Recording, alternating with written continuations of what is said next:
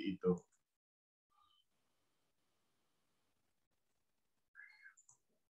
Oke, baik.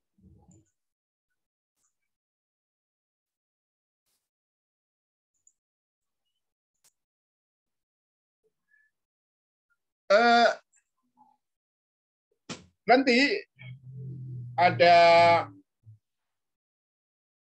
apa namanya? Ada tugas yang saya minta. Satu mengenai pencemaran udara, satu saja mungkin atau dua nanti, tapi yang pasti sudah pencemaran udara. Yang tugasnya nanti akan seperti ini.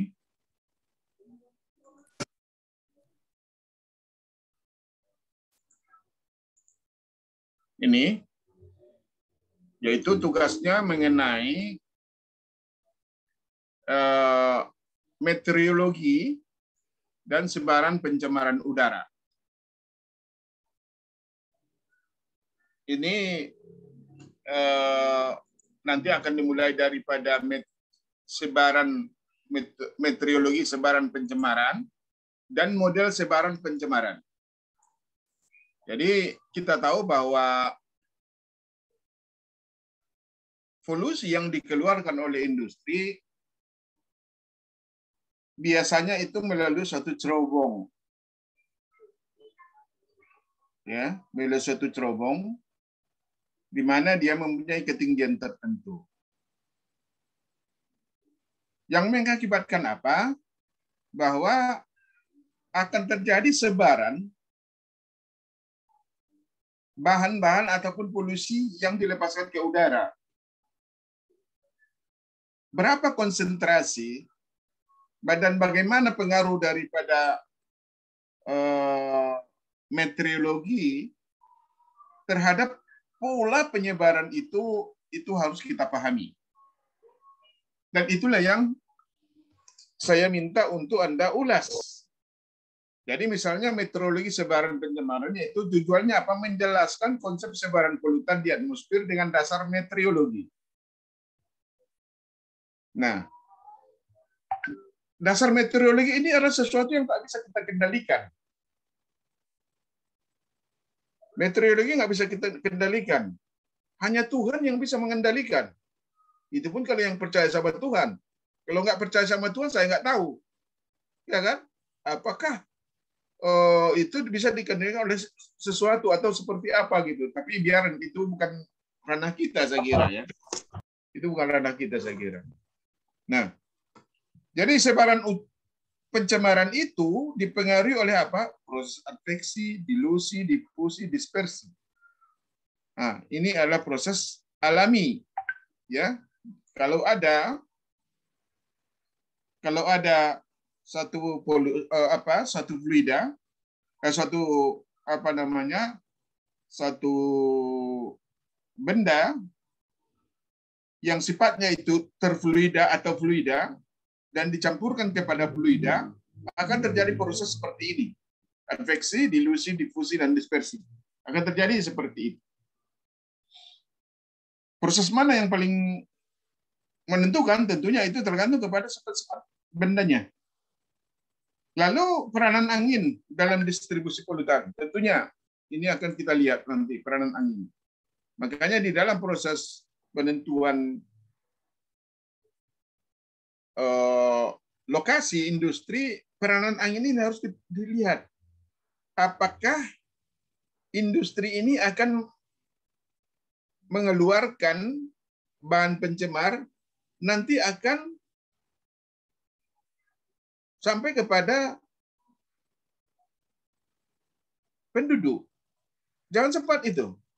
Nah, lalu peranan angin ini nanti akan angin tahunan itu nanti akan kita lihat dari penentuan Windross-nya ya, penentuan arah angin.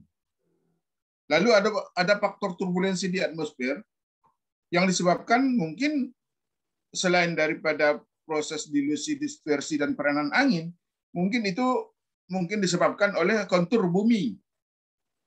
Kontur bumi. Temperatur dan kesetimbangan atmosfer serta kelembapan udara. Nah, ini Anda harus buatkan di dalam satu tulisan ya, dalam satu tulisan. Lalu Model sebaran pencemaran udara. Model sebaran pencemaran udara itu menjelaskan model-model sebaran pencemaran udara dan perilaku polutan. Nah, jadi kalau misalnya memang udara itu dilepas ke udara, maka akan terjadi seperti apa pendekatannya? Bagaimana kita melihat hubungan antara jarak dengan konsentrasi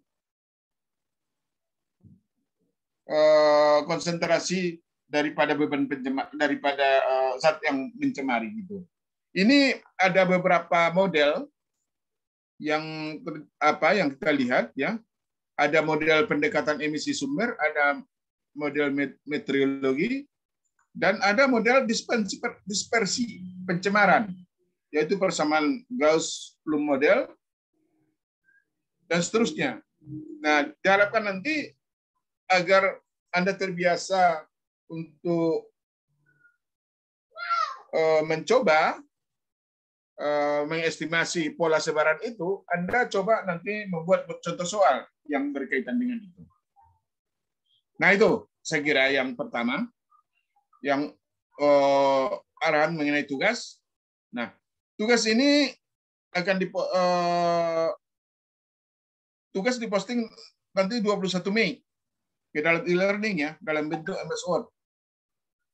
Jadi saya mohon ini betul-betul ditepati.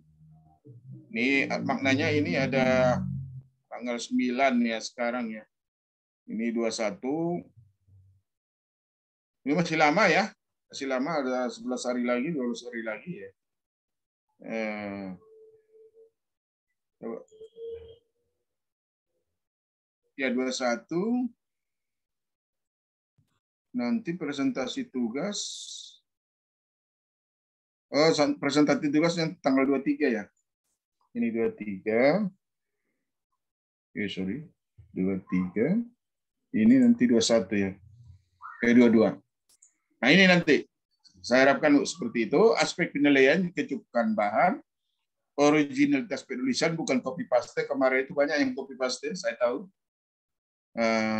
Dan saya tahu apa kalimat mahasiswa dan apa kalimat yang sudah tinggal paste ya. Kedalaman pokok bahasan, dan saya kira banyak yang nggak lulus ya gara-gara itu. Saya nggak tahu. Dan jumlah literaturnya ya. Nah, nanti literatur saya minta itu minimal 5 buku dan paper minimal 5 juga lah. Nah, untuk terbiasa kita. Nah, lalu nanti ada pengukuran CP4. Ini nanti tambah nanti ini apa? Industrial Solid Waste Management. Ini nanti akan kita buat bahannya ya untuk pengukuran CP4. Ini kita lihat sesuai dengan jadwal ya, sesuai jadwal ujian UTS ya. Kapan ujian UTS? Mengenai ini. Apa sudah keluar jadwalnya?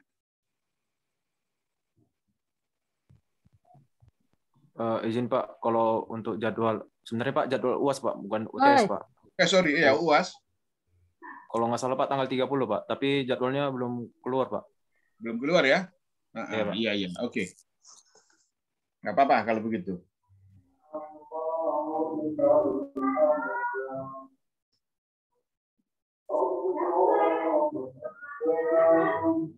Tolong di apa ya? Di stop itu. Oke. Saya kira udah jelas ya mengenai apa yang harus kita lakukan ya. Dan harus kita persiapkan ya. Nah, ini yang kita lihat ya. Nah, mengenai tugasnya, tentunya tugas yang paling besar itu nanti meteorologi dan sebaran pencemaran udara itu merupakan suatu tugas yang besar ya, harus 50% itu.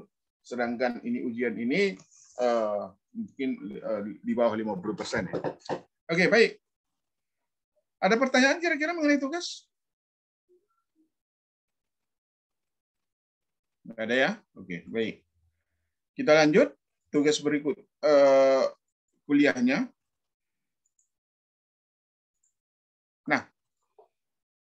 industri mengeluarkan polusi melalui suatu tempat yang biasanya selalu disebut dengan cerobong asap. Nah, baik, kita lihat seperti apa sih sebenarnya teknologinya. Pertama itu apa itu polusi udara. Jadi ini sebenarnya teknik pengendalian pencemaran udara ya. Ini hanya merupakan satu teknik ya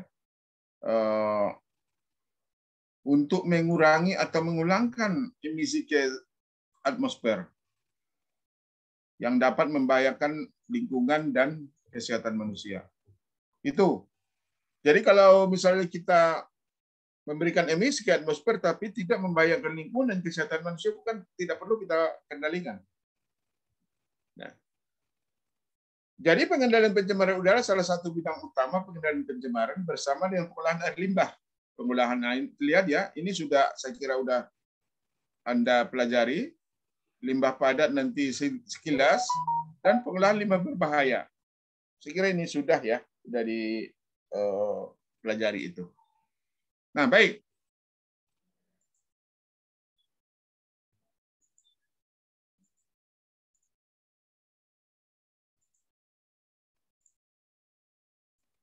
Tujuan pengendalian apa? Ada pencegahan gangguan dalam industri tentunya untuk pelaku industrinya.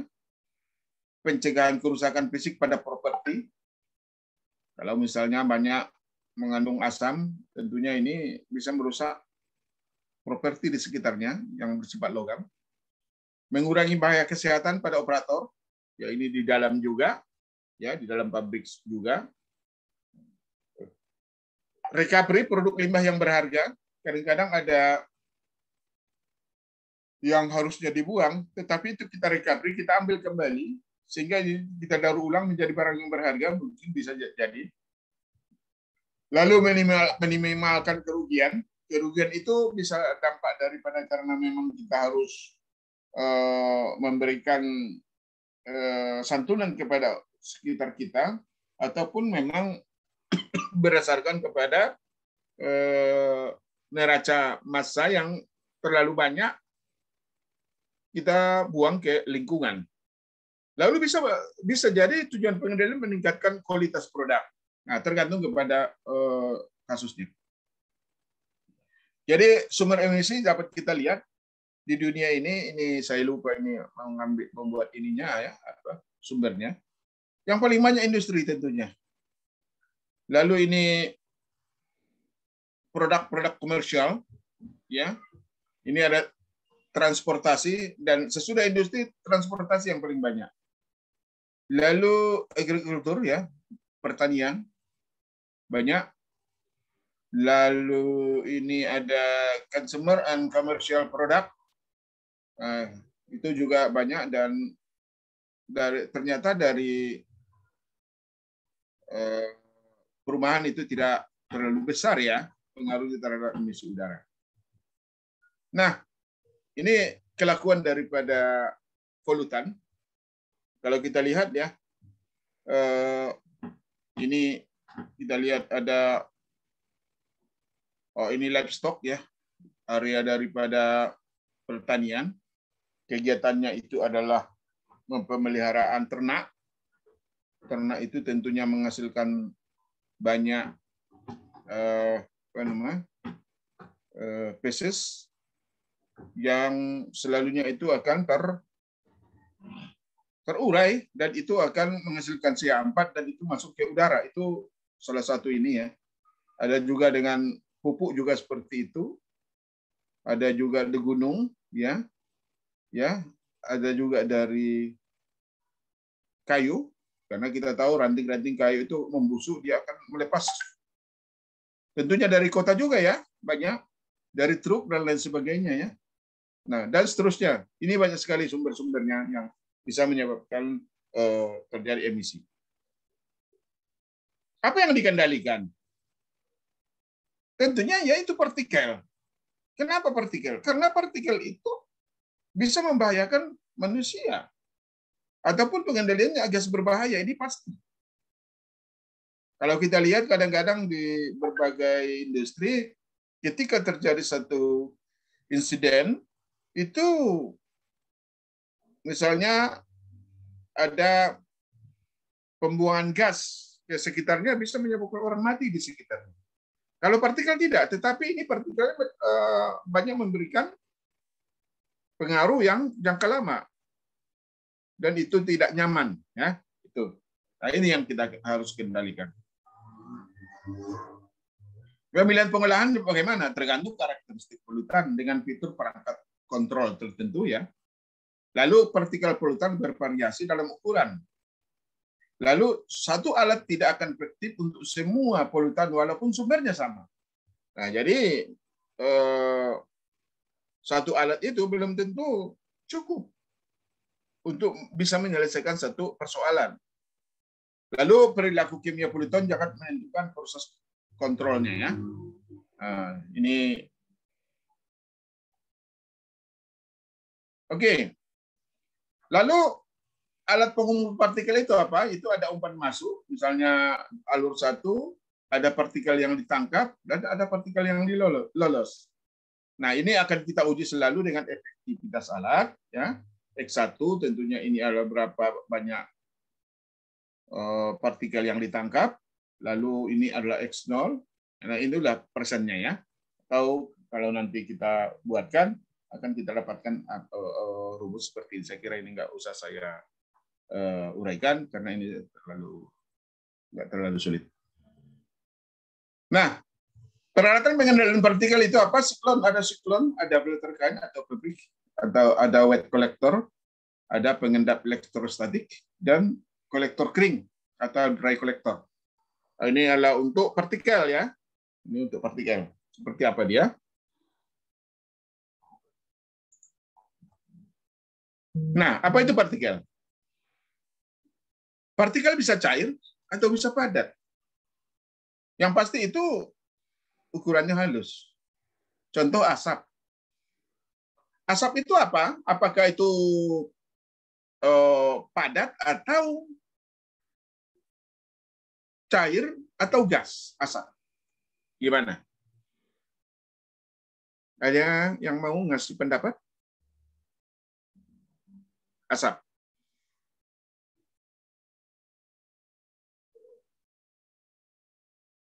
Tidak ada, ya? Oke, itu adalah padat, ya. Tapi ukurannya sangat halus. Sehingga dan tersebarannya itu serba sama. Sehingga dia akan mengurangi daya pandang kita. Itu pada tahun Anda belum lahir mungkin, tahun 80 sekian, 98 ya. Itu terjadi kebakaran, banyak pembakaran di Indonesia menyebabkan asap di seluruh Asia Tenggara, sehingga ada satu saat ketika ada pendaratan di Kota Medan, di Polonia waktu itu betul-betul nggak bisa lagi, jarak pandang sangat rendah, sehingga dia jatuh di tanah karo, saya kira. Nah, itu, ya. Setiap partikulat kurang dari 10 mikrometer didefinisikan sebagai PM10 dan diatur sebagai kriteria polutan. Dengan demikian, perangkat kontrol yang digunakan saat ini untuk menjaga partikel mencapai udara sekitar fokus menangkap partikel yang lebih kecil dari 10 mikrometer. Nah, itu, ya. Yang kita harapkan cuma 10 mikrometer, ya. Karena apa? Karena itu masih cepat dia turun ke bawah, ya. Kalau di atas itu enggak lagi. Ya. Nah, ini siklon. Kalau siklon saya kira Anda sudah tahu, ini siklon.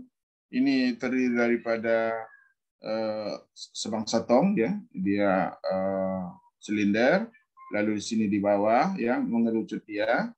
Lalu ini dimasukkan ke sini, ada inlet di sini, di mana inletnya itu menyebabkan nanti terjadi satu pusaran di sini. Pusaran di sini. Nah, pusaran ini yang menyebabkan terjadi karena kita tahu bahwa hukum daripada suatu padatan tentunya ini lebih densitasnya lebih besar daripada udara, tentunya dia akan menuju ke bawah, walaupun lambat. Namun karena ini dia berkeliling di sini, tentunya ini akan makin lama dia makin ke bawah, makin ke bawah, makin ke bawah. Nah ini yang menyebabkan ini namanya proses siklon. Jadi penurunannya seperti itu.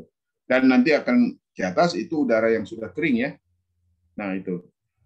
Dan ini adalah keluaran kotorannya tadi yang mau kita pisahkan tadi, partikel. Nah, jadi ini sudah saya sebutkan tadi ya, digunakan sebagai dasar pada industri ya. Nah, jadi efisiensi siklon meningkatkan apa? Efisiensi siklon umumnya meningkat dengan kenaikan ukuran partikel ya. Ya kalau ukuran partikel makin besar tentunya makin cepat mengendap ya. Kecepatan pada saluran masuk ya. Panjang badan siklon, putaran gas, beban debu, dan makin licin dinding di bagian dalam siklon. Lalu efisiensi topan atau siklon itu berkurang karena viskositas gas naik. Ada diameter siklon diperbesar ya. Jadi jangan kita merasa bahwa oh ini lebih besar, lebih bagus. Belum tentu. Diameter keluar gas ya itu naik. Lalu ada area saluran gas masuk itu diperbesar dan densitas gas itu semakin besar. Nah, ini tentunya harus Anda pahami dengan baik bagaimana proses misalnya kalau saluran gas masuk diperbesar naik, kenapa efisiensi turun? Nah, ini tolong dipelajari dengan baik. Semuanya yang ada fenomena yang ada di sini. Saya kira Anda sudah mempunyai ilmu yang cukup untuk itu. Kelebihannya murah ya. Kemudian tidak ada bagian yang bergerak, mudah dalam perawatan, biaya operasional rendah tentunya, dan pressure drop kecil. Kalau pressure drop kecil berarti kita tidak perlu memberikan tekanan yang besar di dalam pengoperasiannya, yang artinya itu energinya kecil. Nah, lalu ruangnya juga kecil. Jadi kalau Anda misalnya sering pergi ke Belawan ya lewat tol, di situ kan kita lihat kan industri-industri sekitar jalan tol itu yang banyak menggunakan siklon. Nah, silakan Anda lihat. Ataupun kalau lebih enak, lebih mudah, Anda tinggal buka YouTube. Nah, Anda lihat di situ, enak dia, mudah melihatnya. Lalu kekurangannya itu efisiensi partikel relatif rendah, tidak menangani bahan yang dapat lengket ya. Bila unit efisiensi tinggi dapat menyebabkan kenaikan pressure. Nah, jadi itu akan terjadi pressure drop yang lebih tinggi. Penggunaannya yaitu ya tentunya pabrik semen ya, pengolahan pakan dan biji-bijian ya. Saya kira Anda mungkin kayak lihat Popan itu perlulah ya. Industri minuman juga dan seterusnya ya.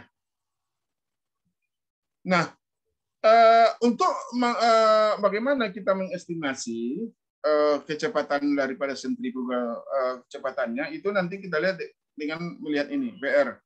Ini adalah kecepatan radialnya. Kecepatan radial daripada ini ya. Ini. Kecepatan ini akan membentuk radial ya. Itu kita lihat ρS per rho. ρS itu adalah kerapatan partikel padatan, sedangkan rho itu adalah kerapatan udara ya. Ini adalah kecepatan daripada putarannya, sedangkan D adalah diameter daripada ini ya siklonnya, dan ini adalah viskositas.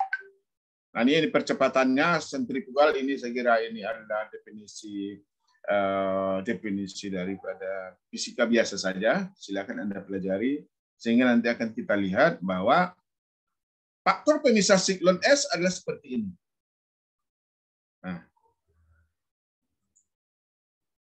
Nah, pressure drop di siklon dapat kita lihat dengan menggunakan persamaan ini. Di mana harga K itu adalah faktor proporsional, di mana ini sangat tergantung kepada diameter. Nah, silakan Anda lihat di sini, harga K itu sangat tergantung kepada diameternya. Untuk kita lihat di harga ini ya. Ini kalau kita lihat di sini adalah terjadi pressure drop tergantung kepada Q, laju alur gas. Makin besar laju alur gasnya tentunya ini makin besar. Lalu P, tekanan dalam atmosfer itu makin besar dia di situ, tentunya ini delta P makin besar, atau rho. Rho daripada densitas gas makin besar, tentunya delta P makin besar. Dan berbanding terbalik dengan suhu. Jadi efisiensi siklon dapat diperlukan menggunakan konsep diameter ya. Bila dianggap partikel disingkat 50% dari ukuran awal, maka diameter partikel itu adalah seperti ini. Silakan Anda lihat ya bahwa diameter partikel yang tersisih pada saat 50% ya. Ini dapat kita lihat, ini tergantung kepada mu, itu viskositas gas, B itu adalah lebar saluran siklon. Nah, coba nanti lihat kalau B diperbesar apa yang terjadi? Kan gitu. Diameter partikelnya yang bagaimana? Apakah makin besar makin kecil? Nah, lalu ini N-nya itu adalah jumlah belokan di dalam siklon, ada berapa kali belokan dia di dalamnya. Kalau kita lihat nanti tadi di sini. Ini berapa belokan nih? 1, 2, 3, 4 belokan mungkin. Tahu seperti apa? Silakan nanti Anda lakukan analisis. Lalu ini VI ya, kecepatan gas masuk itu juga diperhatikan ya. Jadi kalau misalnya makin cepat gasnya, berarti diameter partikel yang 50% seperti apa? Apakah makin kecil diameter kritisnya, diameternya ya, diameter siklon. Nah itu. Lalu gambar berikut menunjukkan perbandingan diameter untuk menentukan penyisian partikel. Nah, ini dapat kita lihat partikel hubungan antara D dengan DC ya, dibagi dengan berapa besar efisiensinya. Ini bisa kita gunakan apa ini ya, apa namanya, grafik semilok ini. Ini adalah grafik semiloknya. Jadi berapa banyak belokan yang ada dalam sistem itu dapat kita lihat dengan melihat perbandingan antara panjang silinder dan panjang kerucut. Lalu itu lebar saluran masuk. Nah ini silakan Anda coba-coba ya. Kalau ada rumus yang seperti ini, rumus ini kan diturunkan daripada mekanistik ya. Langsung Anda pikirkan, oh kalau H diperlebar, berarti ini N-nya harus N-nya diperkecil. Nah, kalau perbandingan antara L2 dikurang R1 mungkin banyak, berarti ini N-nya mungkin banyak. Nah, coba dipikirkan itu bagaimana transportasi mekanisme daripada jalan udara pada siklon itu. Lihat lagi gitu ya. Nah, ini ada salah satu contoh, saya kira ini contohnya nggak usah saya bacakan ya karena ini adalah mudah. Silakan nanti Anda pelajari. Lalu ada filter kain. Filter kain itu kalau kita lihat ya seperti ini. Ini dia. Ini kalau kita lihat ini macam ada apa namanya? Ini tempat gantungan lah.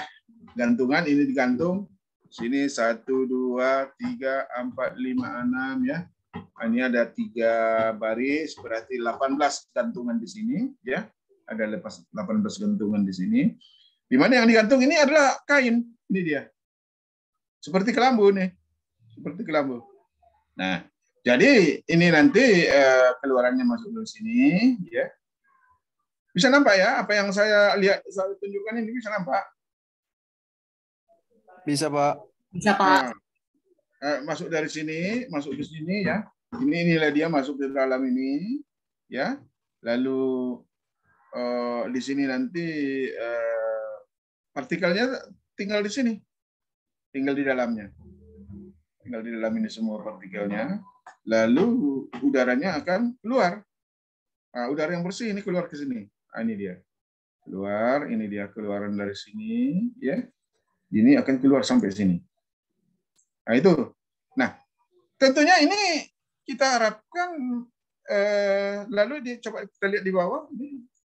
Di bawah ini ada macam bin ya, apa nama, hopper ya, hopper untuk menampung yang lepas dari sini, menampung yang lepas dari sini.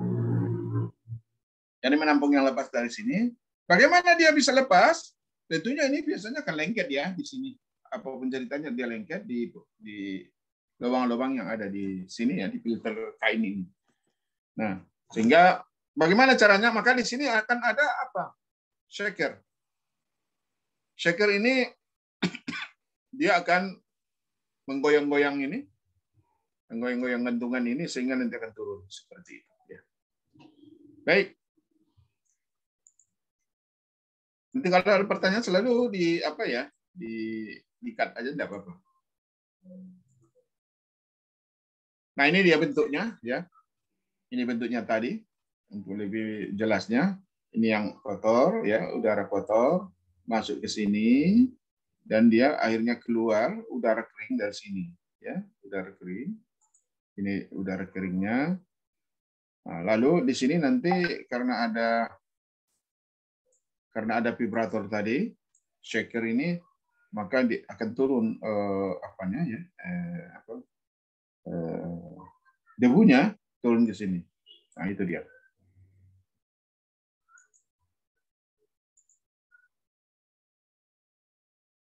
Jadi dia menggunakan prinsip filtrasi, ya, memang prinsip filtrasi. Lalu saya kira ini nggak perlu saya sampaikan lagi karena udah tadi.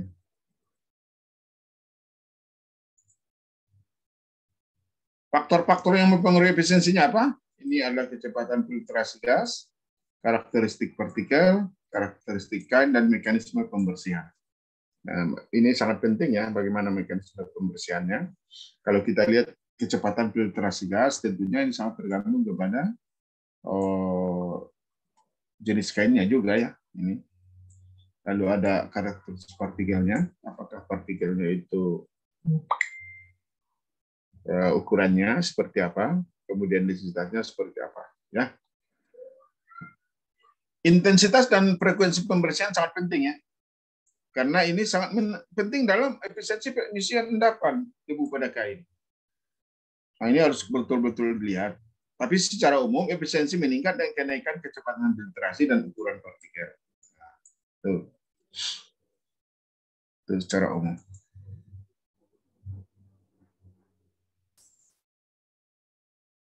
Mekanisme pembersihan seperti yang sudah saya sebutkan tadi, ada getaran secara mekanis, ada pembersihan dengan udara terbalik. Jadi udara terbalik tentunya dengan cara apa? Area udara yang bersih ini akan kita lewatkan dari sini, ya, dilewatkan dari sini bertolak belakang lah, ya, sehingga nanti di sini sambil diputar-putar oleh vibrator, ya, sambil diputar-putar oleh vibrator, dia nanti akan turun saat dia masuk sini, masuk di sini semua dia, sehingga ini nanti menyebabkan lepasnya apa yang ada di sini, di dindingnya, debu-debu itu, sehingga turun ke bawah nanti akan ke sini, ya. Oke, saya kira itu.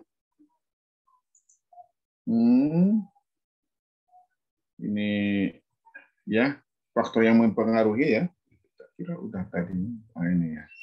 Mekanisme pembersihan, ya, itu kita lihat, ya. Ini pembersihan secara kecut, ya, dengan menggunakan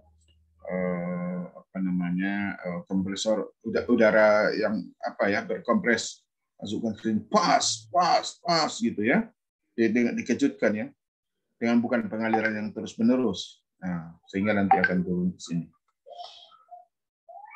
Lalu ini ada beberapa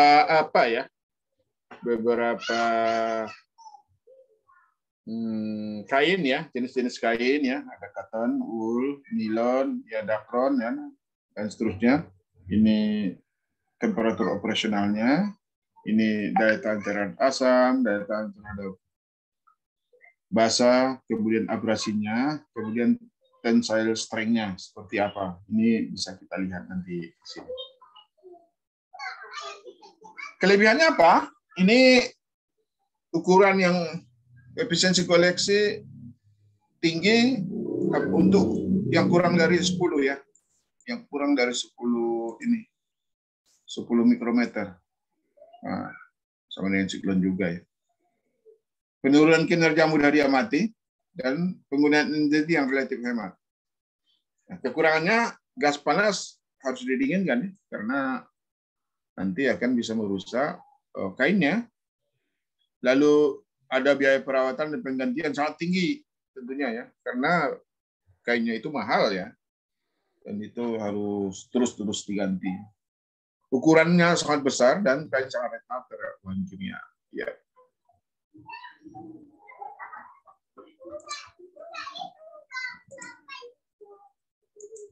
Baik.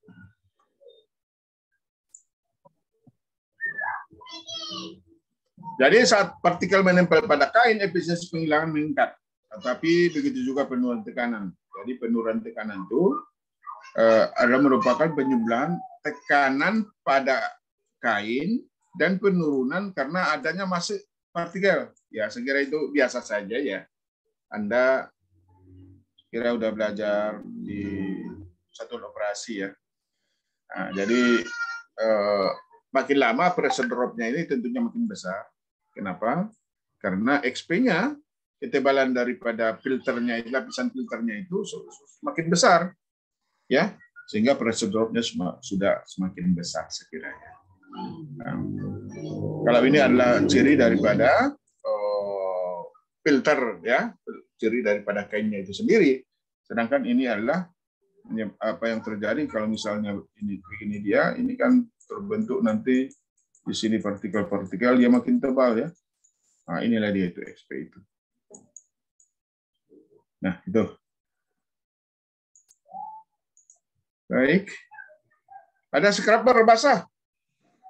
Ya, atau kolektor basah ya. Ini sebenarnya ini proses yang sangat sederhana juga ya. Ini ada masukkan air, lalu di sini kita percikin dia ya. Kita percikin di sini. Lalu di sini ada gas ya yang mengandung padatan. Tentunya ini nanti yang namanya padatan ketemu dengan air, tentunya dia akan lengket ya. Dia akan lengket di sini. Nah, sehingga nanti ini apa namanya padatannya itu akan terkumpul di bawah ini, ya, terkumpul di bawah ini dan ini sudah terjadi gas apa? Gas yang sudah bersih ya.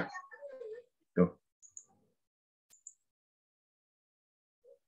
Nah, ini scrubber Venturi menggunakan prinsip tumbukan butiran air dengan partikel yang dikandung gas ya. Kemudian partikel akan lengket pada cairan ya, saya sebutkan tadi. Dan seterusnya, saya kira silakan Anda baca di sini. Nanti ini ujiannya ini yang begini-begini ini harus dihafal ya. Harus dihafal dan dipahami. Saya sebenarnya tidak suka menguji orang menghafal ya. Tetapi ini harus dihafal juga ya. Tapi nanti harus tetap juga Anda melihat analisisnya ya.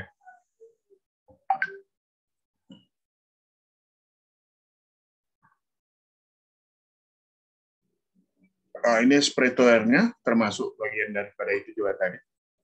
Nah, ini pakai scrubber. Jadi ini ada di sini ada onggokan padatan yang teratur dimensinya. Ya, unggun paket ya. Ini unggun tetap. Lalu di sini ada gas masuk ya. Sebelah sini lalu ada cairan cairan penyerapnya. Lalu nanti di sini ada eliminator, di mana di sini nanti diharapkan tidak ada lagi kalau ada partikel dia sangkut di sini sehingga keluarnya udah gas yang bersih ya. Nah, ini scrubbing liquidnya ya. Baik. Nah, ini mechanical scrubber. Nah, ini saya kira ini berdasarkan apa ya? Ini ada tangensial fase gas ya. Ini nanti akan gasnya naik ke atas. Lalu di sini nanti akan kita lewatkan cairan ya. Cairan ini di mana cairan ini akan kita recycle terus-menerus ya. Nah, itu scrubber juga. Ada elektropresipitator ya. Ini menggunakan medan listrik ya. Jadi secara umum kan hasil bakar itu kan tinggal logam ya. Jadi dengan menggunakan ini lebih banyak kepada gas buang daripada pembakaran ataupun karena kita tahu bahwa gas buang pembakaran itu mengandung logam ya, sehingga dengan menggunakan medan listrik itu dapat menariknya sehingga itu mudah keluar dari aliran. aliran gasnya, sehingga gasnya keluar sudah bagus. Nah ini prinsipnya seperti itu. Dan ini adalah partikel yang mempunyai muatan tentunya. Lalu di sini nanti ada plate, ini mempunyai muatan ya, mempunyai muatan terjadi medan listrik, sehingga dia itu di sini akan ditarik di sini ya, ditarik di sini, ditarik di sini. Tapi makin lama ini makin besar. Kalau ini makin besar tentunya beratnya pun semakin besar dan daya lingkatnya pun itu tidak dapat lagi menahan benda padat ini sehingga jatuh ke sini. Nah, dia akan jatuh ke bawah. Ini ya. Ini akan jatuh ke sini dari sini. Nah, ini prinsip daripada ESP ya, electrical separation process ya. Ini nanti akan Anda lihat ya di lapangan ya. Akan bisa lihat nanti. Nah, ini jenisnya juga. Nah, saya kira ini udah saya sampaikan ya. Kelebihannya efisiensi tinggi, dapat memisahkan partikel basah maupun kering. Nah, ini dapat kita operasikan pada suhu basah dan kering, dan suhu tinggi pula bisa. Nah, tapi mahal ya, mahal, perlu tegangan tinggi, ya namanya motor mahal udah ya, perlu ruang yang besar. Nah, efisiensinya dapat kita lihat menggunakan persamaan.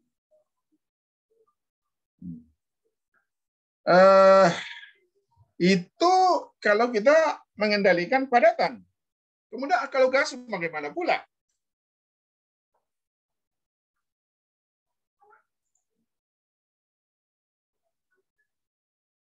Nah, kita apa dulu ya? Saya mau minum dulu.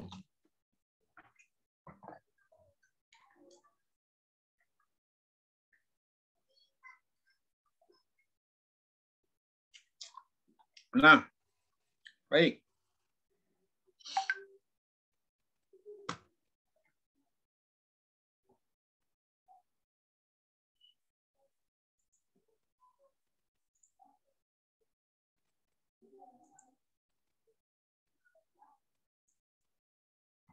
Kalau emisi gas bagaimana pula alatnya? Nah, jadi emisi gas itu misalnya ada gas asam ya, asam klorida, asam sulfat ya, atau gas-gas organik, sulfur oksida, amonia dan lain-lain, ataupun gas organik itu sendiri, yaitu etilen, benzen dan volatile organik karbon ya, VOC ya. Ini nah, bagaimana kita menyelesaikan ini? Nah, itu ada ini ya. Ini ada beberapa guide yang mungkin bisa apa penyebabnya, menyebabkan apa dia apabila dia masuk ke apa ya, ke udara. Silakan Anda baca saja. Ini sumber-sumbernya ya. Klasifikasi daripada polusi udara yaitu polusi udara primer dan polusi udara sekunder. Kalau primer itu gas-gas yang beracun ya. Kemudian partikel-partikel yang tidak terbakar ya. Ada amonia, ada sulfur oksida ya. Ini saya kira ini membahayakan ya. Ini di daerah kampung saya ada geothermal dan selalu ini menghasilkan SO2 dan itu sudah ada 3 atau 4 kali mereka lalai menyebabkan itu kematian ya, ada beberapa orang mati. Dan itu dalam 2 minggu yang lalu saya kira ini masih ada. Siapa yang mengikuti itu medianya itu bisa lihat. Ada lagi secondary air pollution yaitu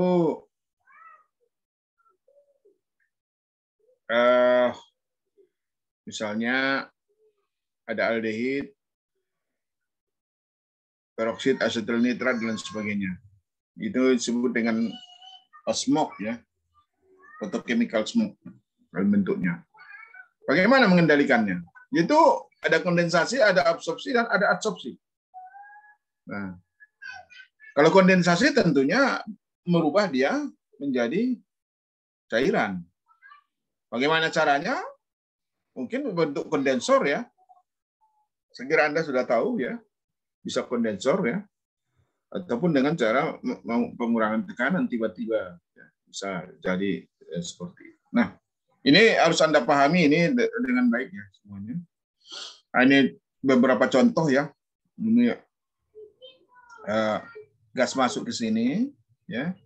Nanti masuk ke dalam ini, ke dalam tube-nya. Lalu ini dia akan terkondensasi ke bawah karena di sini ada di sini media ada media pendingin, dia akan terus di sini diringankan ini pipa-pipa ini baru masuk ke sini sehingga terkondensasi dia. Nah, bisa juga dengan cara seperti ini ya. Ini ada air, ditangkap gasnya yang masuk dari sini ditangkap oleh air. Ini tentunya kita harapkan itu adalah sifat-sifat gas yang ada di sini yang bisa terkondensasi karena ada air ya. Ya, ataupun dia larut di dalam air ini. Bisa seperti itu. Atau ada penyerapan absorpsi. Ya,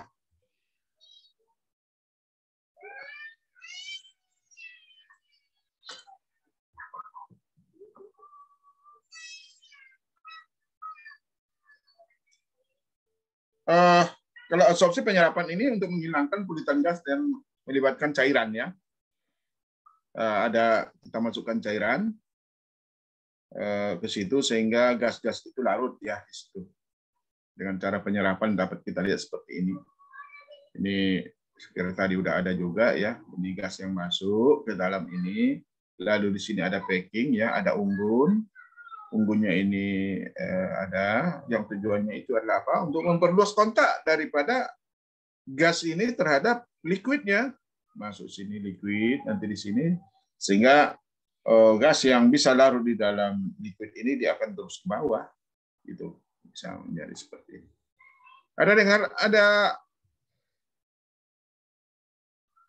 Ada masalah dengan audio saya enggak? Tidak, Pak.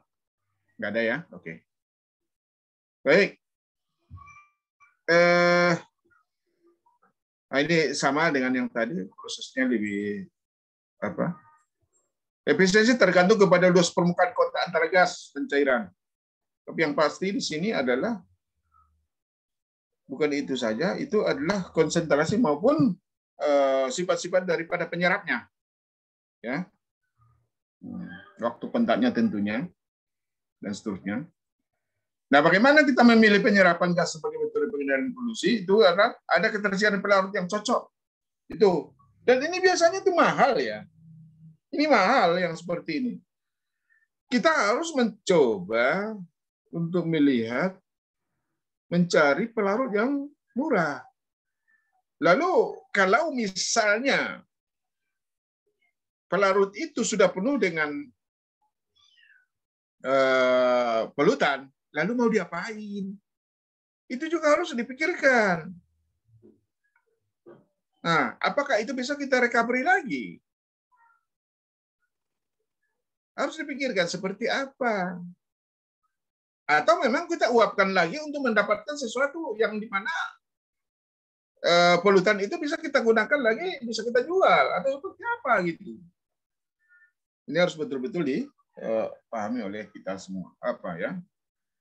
Nah, efisiensinya tergantung kepada beberapa jenis yang ada di sini. Silakan Anda baca ya.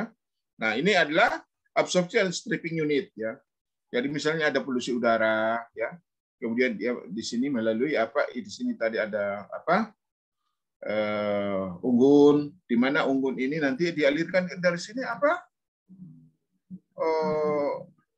Cairan masuk di sini, kontaklah dia dengan sini sehingga nanti bisa turun ke sini lagi ya. Masuk lagi ke sini dan seterusnya ya. Dan keluarannya dari sini itu akan didinginkan, dikondensasi, maka ini akan turun seperti ini. Inilah sebagai solvent yang kita gunakan. Ini absorpsi medianya yang kita masukkan ke sini. Nah, tapi absorpsi medianya itu bisa kita apa ya? Bisa kita daur ulang. Ini wajib ya. Kenapa? Karena kalau nggak kita daur ulang itu habis, hilang semua. Nah, kalau yang kita di atas tadi itu sekali pakai aja. Kalau ini bisa menggunakan siklus ya. Silakan Anda pelajari nanti ini dengan baik. Mungkin ini saya tanya. Ada adsorpsi. Kalau adsorpsi tentunya ini adalah menggunakan adsorben yang tentunya mempunyai padatan ya, padatan berpori, di mana dia nanti akan menyerap gas ataupun cairan pada permukaannya. Nah, ya. Namun di sini menjadi masalah juga setelah diserapnya itu mau dikemanain, itu mikir lagi gitu ya. Jangan ini saya mau adsorpsi. Lalu sesudah kita adsorpsi mau dikemanain saat yang diadsorpsinya. Harus dipikirkan. Jangan pula kita menyelesaikan sesuatu maka menimbulkan sesuatu lagi. Itu nggak boleh ya. Nah, itu nggak boleh. Saya kira ini cukup Anda baca sendiri ya. Cukup Anda baca, nanti mungkin untuk memperkaya Anda, pemahaman Anda tentang pencemaran ini ya. Ini salah satu ruang oksidasi daripada zat yang masih bisa kita oksidasi ya. Ini bisa digunakan seperti ini sehingga dapat digunakan sebagai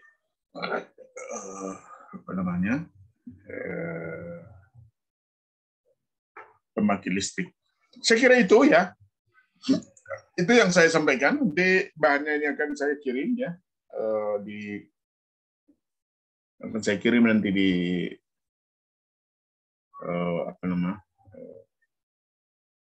e-learning. Silakan Anda download dari sana.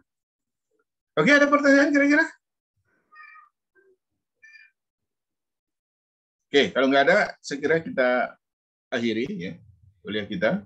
Saya harap Anda lebih banyak membaca, pelajari prinsipnya, pelajari konsepnya, dan pahami konsep itu seperti apa penggunaannya.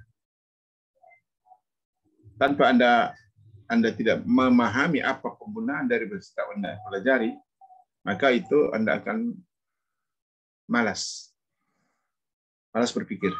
Oleh sebab itu, saya harap kita semua harus lebih mengintegrasikan ilmu-ilmu teknik kimia ini. Karena ilmu teknik kimia ini paling enak.